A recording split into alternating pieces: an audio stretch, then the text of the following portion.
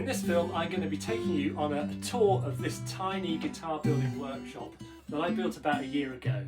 And in it I build guitars like this one I'm currently making.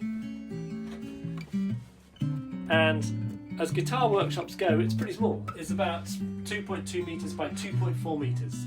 So it will fit inside a single garage. But that's all the space you need to be able to build acoustic guitars, and that's what I've been doing. And I'm going to take you through some of the features that have allowed me to make best use of what's quite limited space.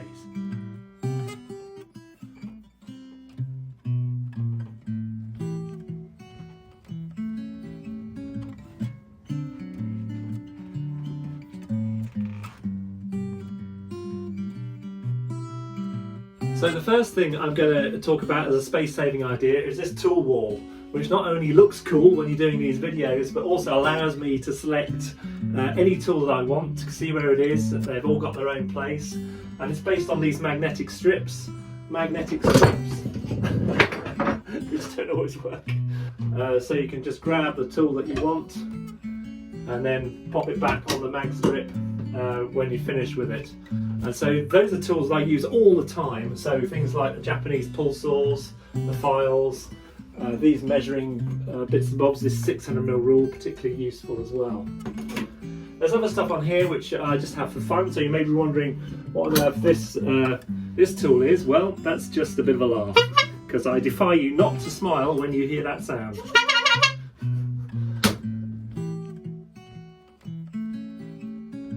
So a couple of good examples of dual usage that allow me to save space. Number one, this vacuum unit. I've got a shop vac underneath there attached to this cyclone unit which collects all the dust from any of the workings, and it's dual usage because it acts both as a vacuum. I can use it to vacuum up around a place wherever the dust settles, but I can also use it as an extraction system. So I can plumb it into the machine tools as I'm using them.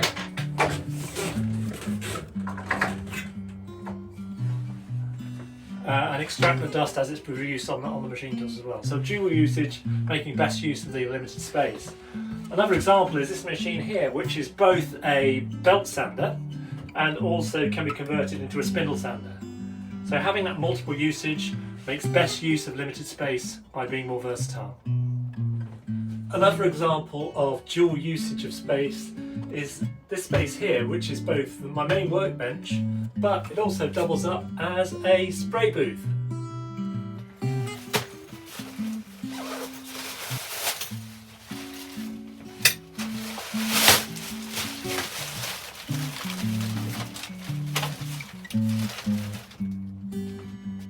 So there it is, you can see it's converted into a spray booth. I hang the guitars in there, I can spray varnish as much as I like without fear of getting mess over everything else.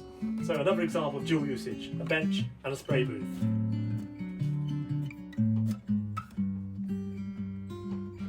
The thing that I probably use most in terms of machine tools is this desktop bandsaw.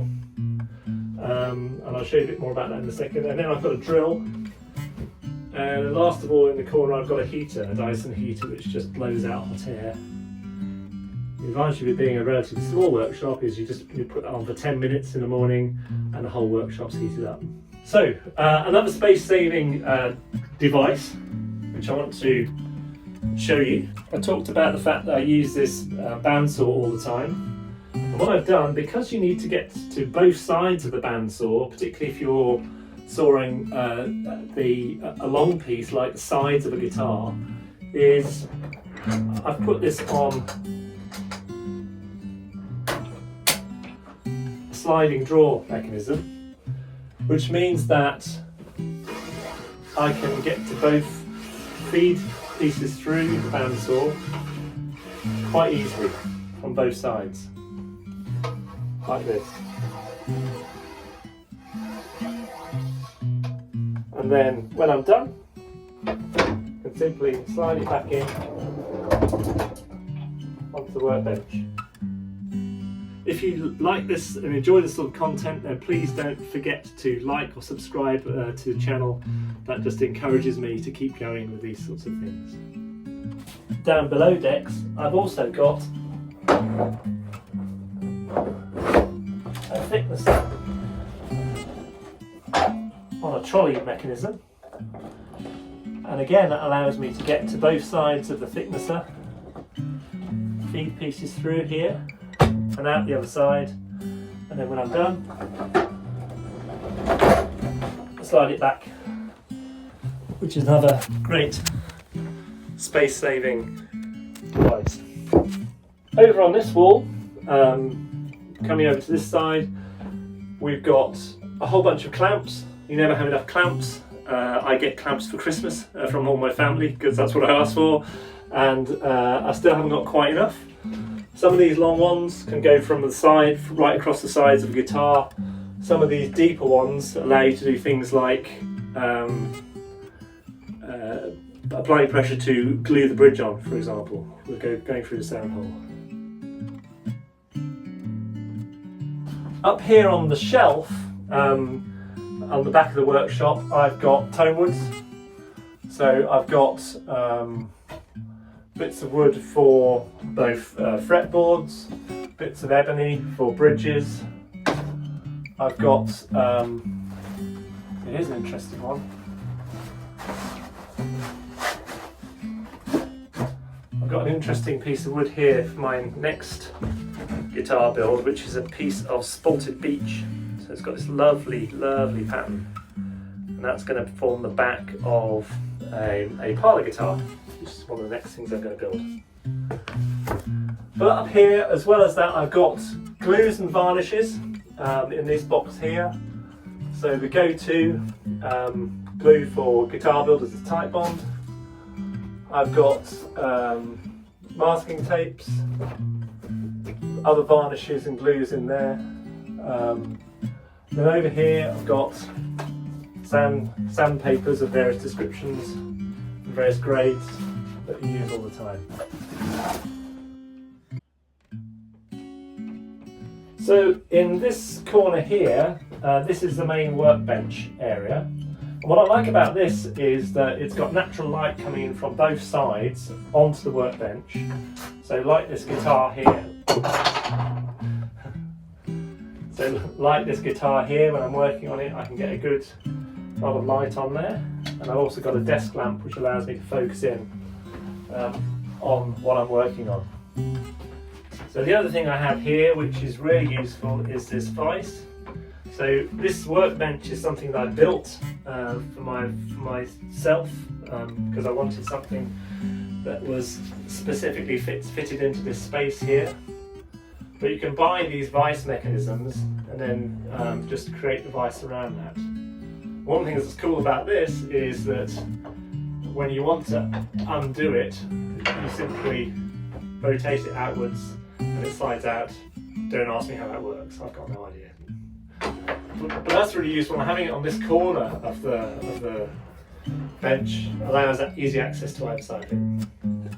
Another dual aspect feature is this nook I built into the side of my secondary bench, and this allows me to work on elements on this corner from both aspects. So I can clamp things onto here and I can work at them from both directions, and that again provides a dual aspect and is making good use of very limited space. And then up here on the wall I've got what we call a French cleating system. I might extend that further out into other areas of the workshop, and that's where I store my planes.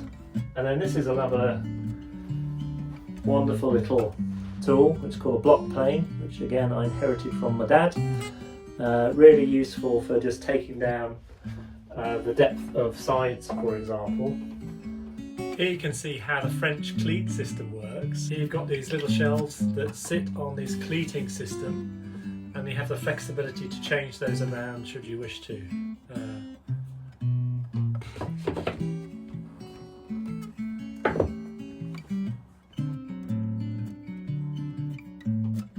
And the other thing that I keep right here is my digital calipers. I'm using those all the time to measure stuff and trying to make sure the right dimensions and so on. So here you can see the guitar I'm currently working on sitting on the workbench, and I'm able to get to it and work on it. This thing here is a really useful device for just popping the guitar on whilst I'm working on it. And this here is an old yoga mat, which just makes sure the guitar doesn't get scratched as I'm working along with it. So that's it, that's my tiny workshop tour. It's a pretty compact space, but what I hope I've showed you is that even with a small space like this, there's more than enough room to build guitars in. Thinking about, well, what else would I do? Where would I take this space next? I think there's a couple of things really. One is that I think the tool I'm missing, the machine tool I'm missing, is a drum sander, and I probably need to try and find space for one of those somewhere in here. And the next thing I think I want to work on is also just upgrading the storage, and secondly, probably improving the lighting on this back end of the workshop. So when I'm machining and so on, it would be much better if I had a bit more light in this area here. So I need to figure out how to do that. So there's always stuff to work on, always things to improve. But for now, this sort of serves my purposes and allows me to build all the guitars that I want to, and repair and set up guitars as I need to. Hope you've enjoyed it. Oh, don't forget to like or subscribe, then that will encourage me to keep going with this stuff.